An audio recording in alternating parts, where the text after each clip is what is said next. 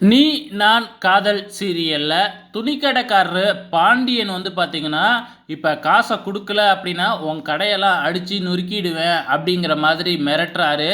இத கேட்குற அபியோட அப்பா இருந்துகிட்டு, "இப்ப என்ன உனக்கு என் கடை தானே வேணும். நான் கடைய உன் பேர்லயே எழுதி குடுத்துர்றேன்" அப்படின்னு சொல்றாங்க.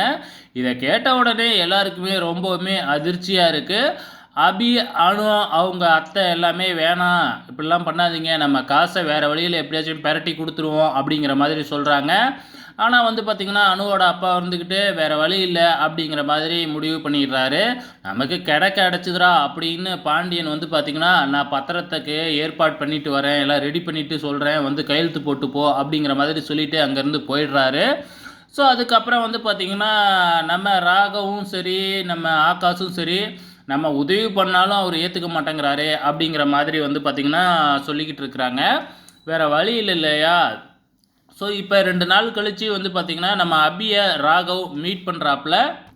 மீட் பண்ணி நாங்கள் இப்படியே இங்கேயே எத்தனை நாள் தான் இருக்கிறது, ஏதாச்சும் ஒரு முடிவுக்கு வாங்க அப்படிங்கிற மாதிரி சொன்னது மட்டும் இல்லாமல், நம்ம ஆகாஷ் வந்து அணுவை மீட் பண்ணுறதுக்காக வந்து ஏதோ வந்திருக்காப்லையாட்டுக்கு. ஆனால் அணுவை மீட் பண்ண முடியல.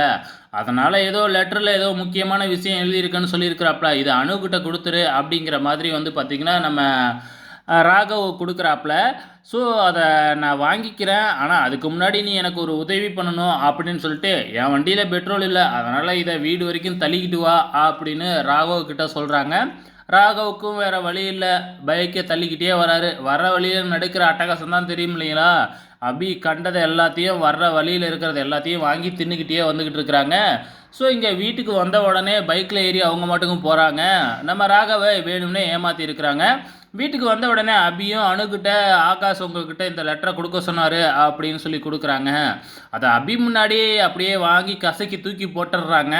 ஆனால் அபி போனதுக்கப்புறம் எடுத்து படிக்கிறாங்க. அதில் ஒன்றுமே இல்லை, வெறும் காகிதம் தான் இருக்குது. நம்ம அபி அதை பார்த்துட்றாங்க. என்ன அனு, வெள்ளை காகிதமாக இருக்கா அப்படின்னு நம்ம அணுவை கிண்டல் பண்ணுறாங்க. ஸோ இன்றைக்கி இதுதாங்க நடந்திருக்கு. வெயிட் பண்ணி பார்க்கலாம் நாளைக்கு என்ன நடக்க போகுதுன்னு.